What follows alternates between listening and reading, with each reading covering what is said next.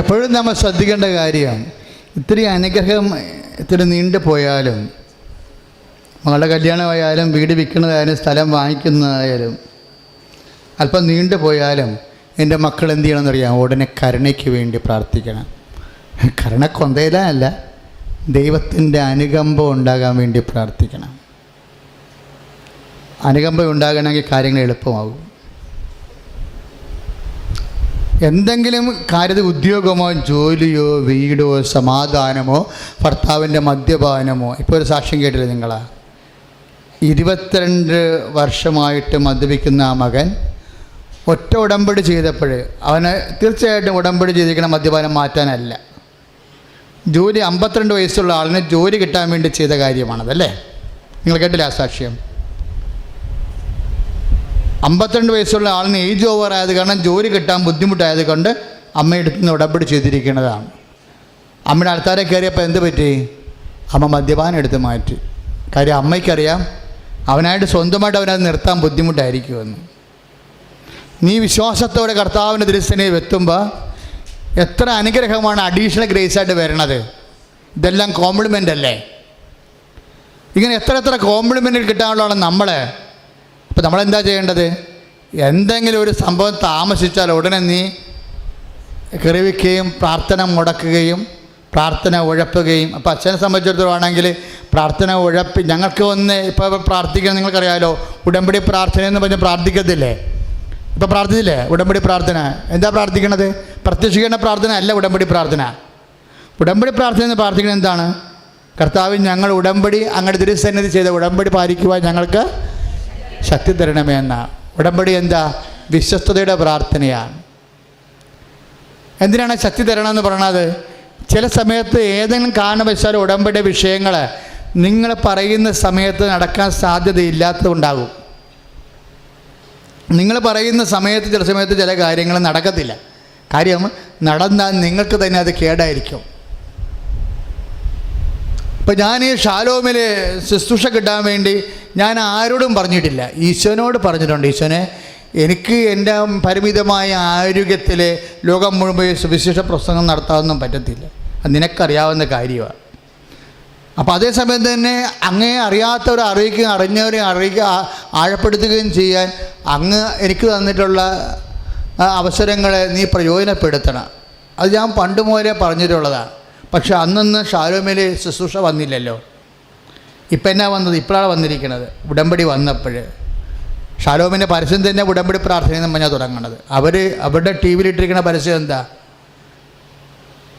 ഉടമ്പടി പ്രാർത്ഥനയിലൂടെ, ആരാധനയിലൂടെ, അനുഭവ സാക്ഷ്യങ്ങളിലൂടെ കർത്താവിൻ്റെ കൃപ ആഗ്രഹിക്കാൻ കൃപയുടെ വാസസ്ഥലമാകുന്ന കൃപാസനത്തിൻ്റെ സാന്ത്വനാഭിഷേകം. അപ്പം പണ്ടാണ് ഈ അനുഗ്രഹം തന്നിരുന്നെങ്കിൽ ഈ ശുശ്രൂഷ ഇതുപോലെ പുറത്തേക്ക് വരത്തില്ല. എൻ്റെ മക്കൾ ശ്രദ്ധിക്കണം. നിന്നെ അനുഗ്രഹിക്കാൻ ദൈവത്തിനൊരു സമയം നീ അനുവദിക്കണം. നീ നിൻ്റെ സമയത്തേക്ക് അനുഗ്രഹം പിടിച്ചിറക്കിക്കൊണ്ടുവരാൻ നോക്കുകയാണ്. കർത്താവിന് അനുചിതമായ സമയമറിയാം, ഉചിതമായ സമയമറിയാം. ബൈബിൾ എപ്പോഴും ഉചിതമായ സമയം എന്നുള്ള വാക്ക് ഉപയോഗിക്കുന്നതാണ്. തക്ക സമയത്ത് ഞാൻ നിന്നെ സന്ദർശിക്കും. എബ്രാഹത്തിനോട് എന്താ പറഞ്ഞത്? തക്ക സമയത്ത് ഞാൻ നിന്നെ സന്ദർശിക്കും. പത്രോസ് എന്താ പറഞ്ഞത്? ദൈവത്തിൻ്റെ തിരുസന്നിധിയിൽ വിനയത്തോടെ നിൽക്കുക, തക്ക സമയത്ത് അവൻ നിന്നെ ഉയർത്തും. കൈ അടിച്ച് കർത്താൻ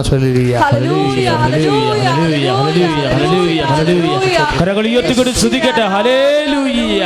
അതിശക്തമായി സ്തുതിക്കട്ടെ. ഹല്ലേലൂയ, ഹല്ലേലൂയ, ഹല്ലേലൂയ, ഹല്ലേലൂയ, ഹല്ലേലൂയ, ഹല്ലേലൂയ, ഹല്ലേലൂയ,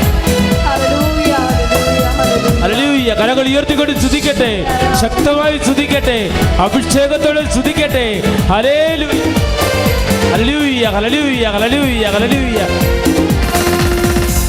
പിതാവേ ദൈവമേ, അവിടുത്തെ രാജ്യം വരേണമേ, അങ്ങേ തിരുഹിതം ഭൂമിയിൽ എന്നെന്നും നിറവേറിടേണമേ.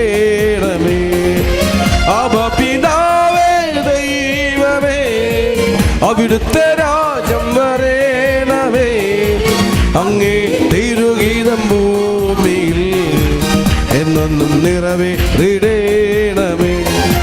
ഇസ്രായേലിൽ നാഥനായി ഏക ദൈവം. സത്യജീവമാർഗമാണു ദൈവം. മർത്യനായി ഭൂമിയിൽ പിറന്നു ഏക ദൈവം. നിത്യജീവനുകിടുന്നു ദൈവം.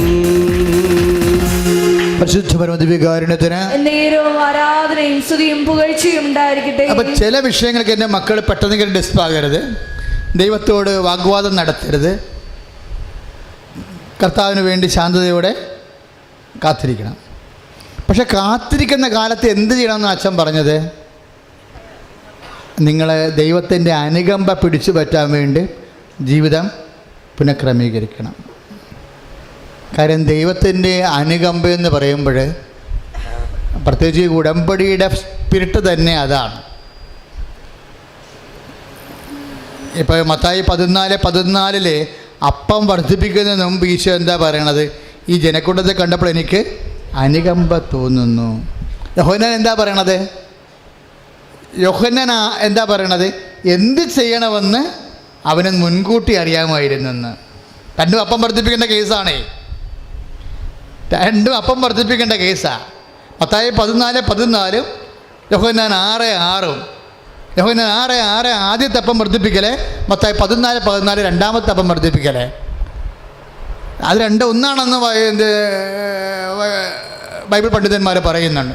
പക്ഷേ ഒന്നായാലും രണ്ടായാലും അടിസ്ഥാന വികാരം എന്താണ്? അനുകമ്പയാണ്. ജനക്കൂട്ടത്തെ കണ്ടപ്പോൾ എനിക്ക് അനുകമ്പ തോന്നണമെന്നാണ്. അനുഗ്രഹം ഡെവലപ്പ് ചെയ്യണം എങ്ങനെയാണ്? അപ്പം നിൻ്റെ ഭൗതിക സാഹചര്യങ്ങൾ ദൈവം മെച്ചപ്പെടുത്തണം എങ്ങനെയാണ്? നിന്നോട് അനുകമ്പ തോന്നുമ്പോഴാണ്. യോഹന്നാൻ 6:6 എന്താ പറയണത്? എന്ത് ചെയ്യണമെന്ന് അവന് നേരത്തെ അറിയാമായിരുന്നു. ദൈവവേദനയിലെ സത്യമല്ലേ? നിൻ്റെ വീട്, നിൻ്റെ ജോലി, നിൻ്റെ വിവാഹം, നിൻ്റെ കുഞ്ഞുങ്ങൾ, നിൻ്റെ രോഗം, നിൻ്റെ സൗഖ്യം, എല്ലാത്തിനും എന്ത് ചെയ്യണമെന്ന് അവന് നേരത്തെ അറിയാമായിരുന്നു. എന്ത് ചെയ്യണമെന്ന് നിൻ്റെ ജീവിതത്തെക്കുറിച്ച് നേരത്തെ അറിയാവുന്ന ദൈവത്തിൽ അത് ചെയ്തു മാറ്റാൻ എന്താണ് ഉണ്ടാകേണ്ടത്? നിന്നോട് അനുകമ്പ തോന്നണം.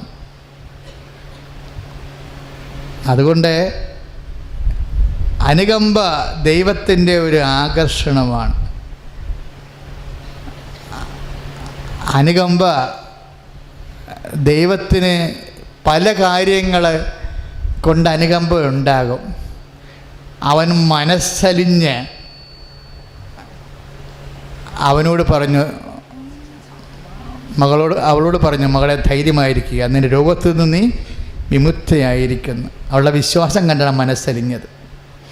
അനുകമ്പ ദൈവത്തിന് ഡെവലപ്പ് ചെയ്ത് വരുന്നതിന് നമുക്ക് കൂടി റോളുണ്ട്. എന്ത് ചെയ്യണം? നമ്മുടെ വിശ്വാസ നിലവാരം റിസ്കി ഫെയ്ത്ത് ആകണം. സാധാരണ നാട്ടുവിശ്വാസമാവരുത്. നാട്ടുവിശ്വാസം എല്ലാവർക്കും ഉണ്ട്.